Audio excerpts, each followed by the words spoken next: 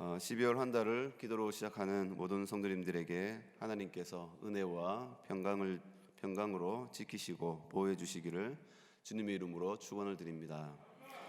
먼저 오늘 본문 18절 한번 살펴볼까요? 제가 한번 읽어드리겠습니다. 내가 해 아래에서 내가 한 모든 수고를 미워하였노니 이는 내 뒤를 이을 이에게 남겨주게 됨이라.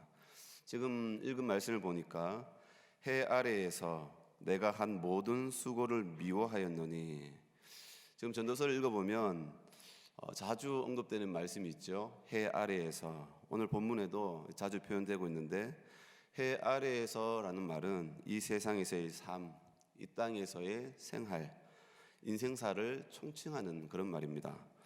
그래서 이 해 아래에서라는 이 말을 이제 한글 이 성경을 보면 하나다라고 그렇게 표현하고 있습니다. 하나다. 내 인생에 대해서 하나다, 한탄하다 그렇게 얘기합니다. 이 말의 뜻은 히브리 말로 증오하다, 극도로 혐오하다라는 그런 뜻이 있습니다. 그래서 지금 오늘 말씀을 보면 이 해 아래에서라고 하는 표현을 더 쉽게 표현해 보면 이렇습니다. 인생을 살아보니, 인생을 돌아보니, 인생을 살펴보니라는 그런 뜻입니다. 제가 지금 잘못 얘기 드렸는데요. 이 세상에서의 삶, 그리고 이 땅에서의 생활, 인생사를 총칭해서 인생을 살아보니, 쉽게 번역하면 인생을 살아보니, 인생을 돌아보니, 인생을 살펴보니라고 그렇게 좀 더 쉽게 이해할 수 있습니다. 그런데 전도자가 인생을 살면서 돌아보니까 자신이 한 모든 수고에 대해서 이제 미워하게 되었다, 이렇게 표현을 하고 있습니다. 이것을 개역 한글에서는 미워한다는 말을 한하노니, 한탄하노니 이렇게 표현하는데, 히브리 뜻으로 증오하다, 극도로 혐오하다라고 그렇게 뜻이 있습니다. 도대체 어떤 문제가 있길래 자기 인생을 부정하는 듯한 그런 표현을 하고 있을까? 어쩌면 이 말은 자기의 살아온 인생을 후회한다는 그런 말보다 더 사실적이고 또 더 아픔을 강조하는 그런 뜻이 표현되어 있습니다. 무엇 때문에 전도자는 이런 극도의 불편한 감정을 드러내고 있을까? 후반부에 보니까 조금씩 그 이유를 밝혀주고 있습니다. 뒤에 보니까 내 뒤를 이을 이에게 남겨주게 됨이라. 전도자는 자신이 한 모든 수고의 결실들이 언젠가는 자신의 손을 떠나서 상속자에게 넘겨줘야 된다는 사실을 좋든 싫든 인정해야 된다는 것에 직면하게 됩니다. 전도자는 이 사실이 도저히 받아들여지지 않았던 것 같습니다. 어떻게 이룩한 사업들인데, 자기가 이것을 얻기 위해서 어떻게 얻은 결실들인데, 이것들을 얻기 위해 치른 시간과 대가, 쏟아부은 노력들이 말로 표현할 수 없을 만큼 큰데, 때가 되면 그것들을 놓아버려야 된다니까 큰 상실감에 사로잡힌 것 같습니다. 그래서 자신이 얻은 것들을 돌아보면서 급기야 증오감에 휩싸였습니다. 내가 지금까지 누구를 위해서 수고했던가, 무엇을 위해 살았던가 하는 자조 섞인 감정까지 있었던 것 같습니다. 그렇다고 다 불살라 버릴 수도 없고 또 다시 할 수도 없죠. 흘러간 시간들이 돌이킬 수 없을 만큼 흘렀기 때문입니다. 그러니까 전도자는 극단적인 표현을 써가면서 신기루처럼 되어버린 모든 재산들, 자신이 이렇게 놓은 업적들 앞에서 망연자실하게 된 것입니다. 그런데 더 화가 나는 사실이 이제 19절에서 밝혀줍니다. 19절을 제가 읽어드리겠습니다. 그 사람이 지혜자일지 우매자일지야 누가 알랴마는 내가 해 아래에서 내 지혜를 다하여 수고한 모든 결과를 그가 다 관리하리니 이것도 헛되도다. 18절에서는 모든 수고로 얻은 업적들을 상속자에게 넘겨줘야 된다는 것에 대해서 실망하게 되죠. 그리고 19절에서는 자연스럽게 자신의 사업을 이어받을 상속자에게 초점을 맞추면서 자신이 이룩한 업적과 가치들이 계속 지속될 수 있을지 그것을 살펴보게 됩니다. 살펴보니까 그것도 불확실하다는 답을 얻게 되죠. 왜냐하면 첫 번째는 상속자가 전도자와 같은 마음과 의지를 가지고 있는지 그것을 확신할 수 없다는 거죠. 둘째는 전적으로 상속자의 재량과 판단에 자신의 모든 것들이 걸려 있다는 겁니다. 그러니 전도자가 인생을 바쳐 이룩한 모든 것들이 자신에게만 가치가 있고 유익했을 뿐이지 그것을 계속 지속할 수 있는 방법이 없더라는 것을 발견하게 됩니다. 실제로 솔로몬이 왕위를 통해서 많은 영토를 얻게 되죠. 그리고 솔로몬 때 많은 부귀를 얻게 되죠. 그리고 권력을 얻게 되죠. 그래서 그것을 바로 자기의 아들에게 상속하자마자 곧바로 그 모든 것들을 하루아침에 잃어버리는 것을 보게 됩니다. 그 아들이 바로 르호보암 왕이지 않습니까? 그때 나라가 둘로 분열되는 비극을 보게 됩니다. 그리고 국론이 갈리면서 국력도 점점 쇠약해져 갔습니다. 잦은 전쟁과 싸움과 내란과 정쟁 때문에 다시는 솔로몬 때의 영화를 회복하지 못하는 것을 보게 됩니다. 그것을 역사를 통해서 증명해 주고 있죠. 그 사실을 보여주는 말씀이 오늘 21절 말씀에도 있습니다. 제가 읽어드리겠습니다. 어떤 사람은 그 지혜와 지식과 재주를 다하여 수고하였어도 그가 얻은 것을 수고하지 아니한 자에게 그의 몫으로 넘겨주리니 이것도 헛된 것이며 큰 악이로다. 솔로몬이 아무리 큰 영광과 권력을 물려줬어도 이해 관계가 없는 상속자에게 이것이 모든 것들이 다 허비될 수밖에 없다는 것을 보여주고 있습니다. 이처럼 자신의 수고로 이룩한 모든 재산과 업적을 상속자에게 넘겨준다 해도 그것이 지속되기 어렵다는 것을 예견한 전도자는 곧바로 큰 실망에 빠지게 되죠. 20절 말씀입니다. 이러므로 내가 해 아래에서 한 모든 수고에 대하여 내가 내 마음에 실망하였도다. 곧바로 자기의 모든 수고에 대해서 실망하였다라고 표현합니다. 이것을 공동 번역을 보면 좀 더 사실적으로 표현해 줍니다. 나는 하늘 아래에서 수고한 모든 일을 생각하고 싶지 않고 돌아보기도 싫어졌다. 이게 무슨 말일까요? 모든 것이 싫어졌다는 겁니다. 다시 말해서 수고의 의미를 잃어버리게 되었다는 거죠. 곧바로 삶의 활력을 잃어버렸다는 겁니다. 숨을 쉬고 있지만 죽은 자처럼 생동감을 잃어버렸다는 겁니다. 무기력함에 빠져 더 이상의 의미도 비전도 발견할 수 없는 상실감에 빠졌다는 거죠. 전도자는 이 의미를 상실한 마음을 계속 이어갑니다. 22절, 23절에 이렇게 얘기합니다. 사람이 해 아래에서 행하는 모든 수고와 마음에 애쓰는 것이 무슨 소득이 있으랴. 일평생에 근심하며 수고하는 것이 슬픔뿐이랴. 그의 마음이 밤에도 쉬지 못하나니 이것도 헛되도다. 이게 무슨 뜻일까요? 모든 수고와 노력들이 결국에는 쓸모없다는 말입니다. 아무리 노력하고 아무리 수고해도 결국 남는 것은 허무더라. 그런 표현입니다.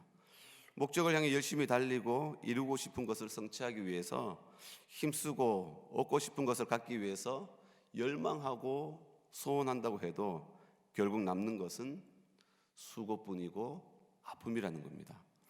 그리고 까맣게 애만 태운 노고 슬픔 외에는 남는 것이 없었다라고 그렇게 표현을 하고 있습니다.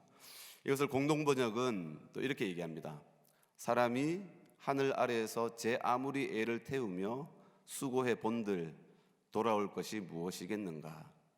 날마다 낮에는 뼈아프게 일하고 밤에는 마음을 쬐어 걱정해 보지만 이 또한 헛된 일이다. 좀 더 표현이 좀 사실적이죠. 아무리 애를 태우고 아무리 수고해 본들 그것이 무슨 의미가 있느냐. 날마다 뼈아프게 일하고 그리고 마음을 태워봤자 얻는 것이 없다라고 그렇게 표현합니다. 전도자는 인생의 모든 수고가 결국 허무로 끝나게 됨을 고백하고 있습니다. 그렇다면 인생은 정말 아무런 의미가 없는 걸까? 그렇지 않다는 겁니다. 그렇다면 우리는 인생을 어떻게 보아야 되는가? 전도자가 얘기합니다. 첫째는 해 아래에는 영원한 가치를 가진 것이 없음을 알아야 한다는 겁니다.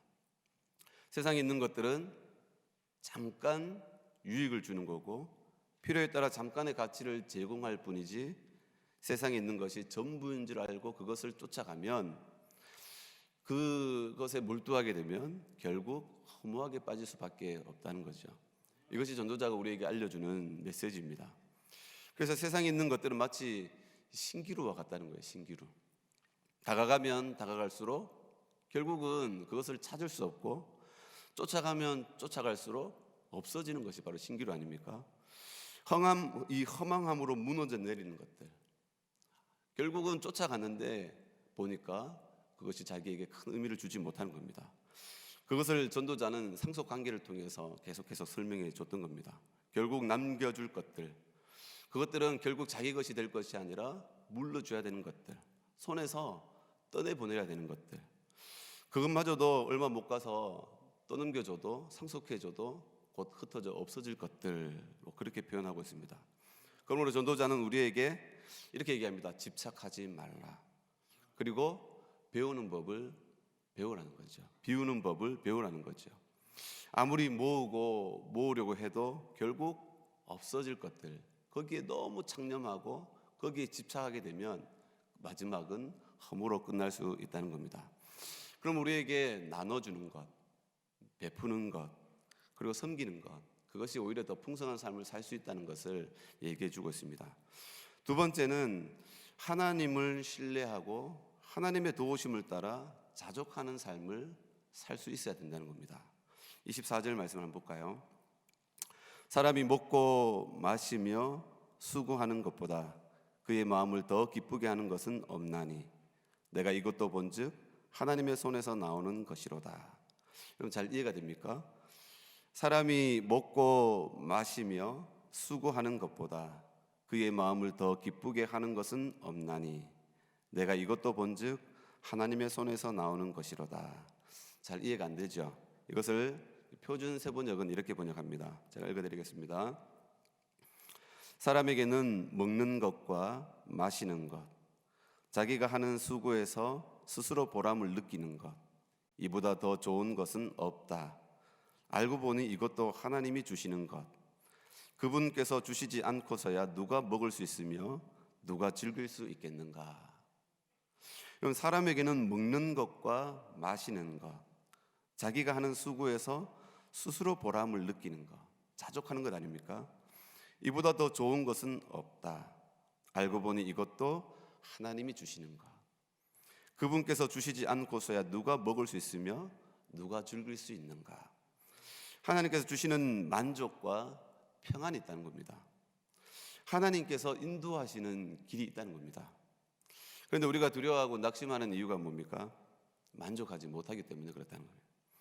자신이 처한 상황에 대해서 만족하지 못하고 감사하지 못하고 순종하지 못하고 그냥 그 상황이 항상 힘이 들고 어렵다고만 느껴지는 겁니다. 그러니까 그 상황에 대해서 원망하게 되고 불평하게 되는 거죠. 그런 원망과 그런 불평들이 계속 깊어지니까 어떻습니까? 기쁨이 사라지는 겁니다. 아무리 계산해봐도 아무리 둘러봐도 답이 없는 그 상황, 그 상황에서 우리는 무엇을 생각해야 될까요? 하나님의 뜻을 생각해야 된다는 겁니다. 하나님의 뜻에 순종할 수 있는 법을 배워야 된다는 겁니다. 하나님께서는 많이 가진 것, 우리가 많은 것을 얻었다고 해서 거기에 기쁨이 있는 것이 아니라 자족함으로 얻는 기쁨이 있음을 우리에게 말씀해 주고 있습니다. 하나님께서 인도해 주시는 은혜의 길이 있다는 거죠. 하나님의 손으로 늘 순간순간마다 하나님께서 하나님의 손길을 통해서 이루시는 하나님의 뜻이 있다는 거죠. 그래서 하나님께서 기뻐하시는 그 뜻을 이해하고 그리고 고백하고 그리고 감사하면서 그리고 인내하고 순종하는 법을 배울 수 있어야 된다는 겁니다. 이것이 우리 성도들이 살아가는 삶의 길 아니겠습니까? 우리 성도들은 때로는 부유한 자도 있겠고 가난한 자도 있지만 그러나 모두에게 있는 것들은 허망함과 허탄함입니다. 그 허망함과 허탄함 속에서 우리가 길을 잃지 말고 찾아야 되는 것이 뭘까요?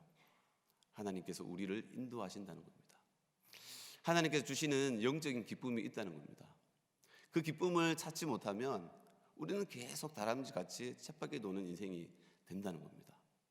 우리의 삶 속에는 하나님께서 그냥 내버려 두시는 것이 아니라 하나님께서 간섭하시고 하나님께서 이끄시는 기쁨의 뜻, 감사의 뜻이 있다는 겁니다. 전도자는 그 속에서 만족을 얻어야 된다는 사실을 얘기하고 있습니다. 그렇지 않으면 우리의 삶은 늘 불평과 불만에 사로잡혀서 늘 우리의 삶을 허비할 수밖에 없고 소비할 수밖에 없다는 거죠. 그래서 불평할 수밖에 없는 그 삶 속에서 우리가 길을 잃지 않는 것은 하나님의 은혜, 자족하는 법을 배울 수 있어야 된다는 겁니다. 사도 바울도 빌립보서 4장 11절 12절에서 얘기합니다.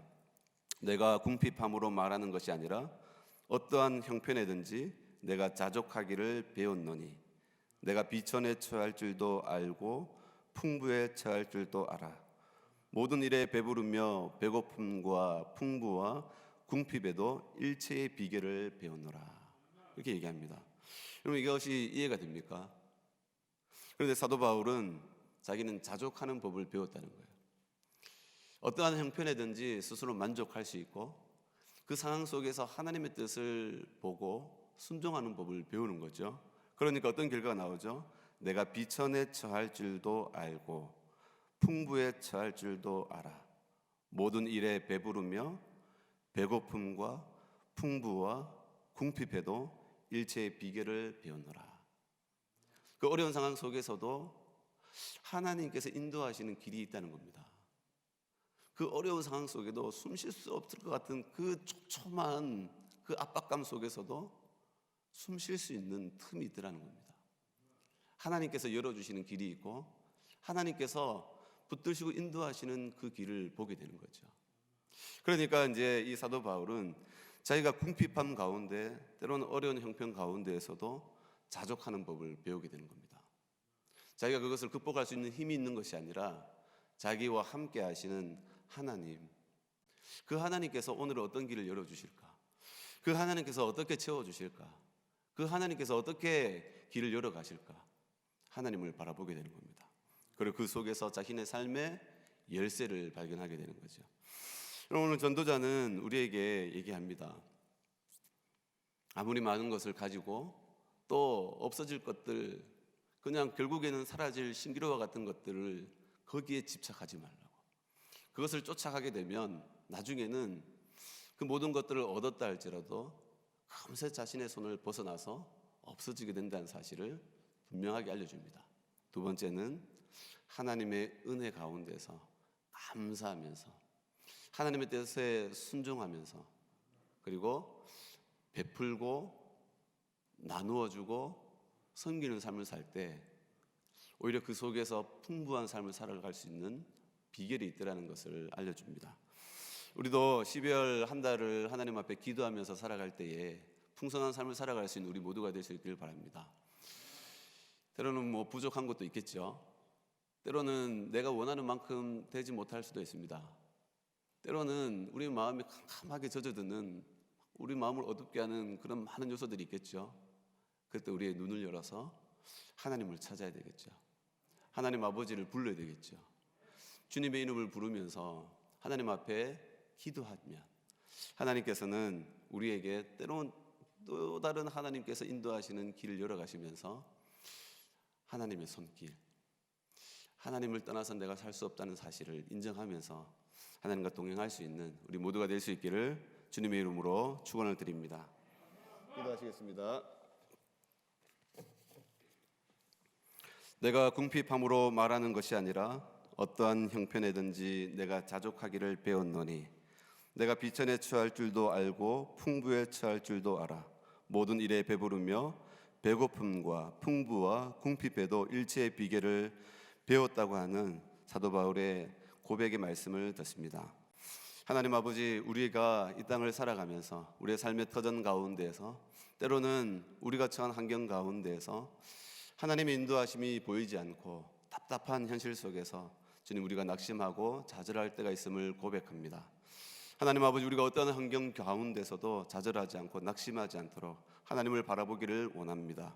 우리의 마음 눈을 열어주셔서 하나님의 말씀에 귀를 기울일 수 있도록 도와주시고 하나님 우리에게 인생을 볼 수 있는 눈을 열어주셔서 우리의 삶 가운데서 하나님의 뜻이 무엇인지 하나님께서 우리를 인도하시는 길이 무엇인지 볼 수 있도록 지혜를 더하여 주시옵소서. 하나님 아버지, 12월 한 달도 하나님 앞에 기도하면서 나아갑니다. 하나님 아버지, 말씀과 같이 지혜 얻기를 원합니다. 주님, 우리에게 주어진 삶 가운데서 하나님 앞에 감사할 수 있기를 원합니다. 또한 인도하시는 하나님의 뜻을 보기를 원합니다. 주님, 우리의 처한 현실 속에서도 주님, 우리를 그릇 만들어 가시며 하나님의 쓰시기에 부족함이 없는 도구로 세워 가시는 하나님의 뜻을 발견하기를 원합니다. 그래서 결국에는 하나님께서 우리에게 은혜를 주시며 우리의 삶을 불뜨시며 우리의 생명을 주장하시는 하나님을 바라보면서 주님, 우리의 삶 가운데서 하나님의 뜻을 펼치시는 것을 보기를 원합니다. 주님, 우리에게 믿음을 더하여 주셔서 그러한 삶을 이루어갈 수 있도록, 선한 열매를 맺어가는 삶이 될 수 있도록 은혜와 복을 더하여 주시옵소서. 이 새벽에도 하나님 앞에 나와서 정성껏 예물을 드립니다. 하나님 앞에 여러 가지 기도 제목을 올려드립니다. 하나님, 이 기도 속에 드려지는, 하나님 앞에 올려드리는 기도 가운데 하나님께서 보시고 응답하여 주시옵소서. 모든 지각에 뛰어난 하나님의 평강이 그리스도 예수 안에서 너희 마음과 생각을 지키신다고 하신 하나님께서 주님, 하나님 앞에 올려드리는 기도와 소원들을 보시고 모든 지각에 뛰어난 하나님의 평강으로 그리스도 예수 안에서 마음과 생각을 지켜 더하여 주옵소서. 하나님, 삶의 자리자리마다, 주님, 삶의 요소요소마다 때로는 보지 못하며 깨닫지 못하는 모든 일들 가운데 하나님께서 지키시고 인도하여 주시고 주님, 돕는 손길로 인도하여 주셔서 어려움 당하지 않도록 도우시고 하나님의 형통함 가운데서 평탄한 길을 더하여 주시옵소서. 또한 이 12월 한 달 동안 주의 오심을, 또한 성탄의 기쁨을 하나님 만방에 전파하면서 예수님의 사랑을 전할 수 있는 귀한 12월 달이 될 수 있도록 은혜를 더하여 주시옵소서. 이 새벽에도 성령의 도우심과 은혜 가운데 기도하기를 원합니다.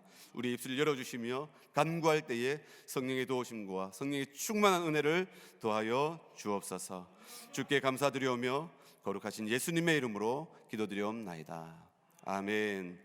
지금은 우리 주 예수 그리스도의 은혜와 하나님 아버지의 크신 사랑과 성령의 교통하심이 12월 한 달도 하나님 앞에 기도함으로 승리함으로 살아가기를 원하는 우리 성도들 머리 위에, 삶의 터전 위에 지금부터 영원토록 함께 있을지어다. 아멘.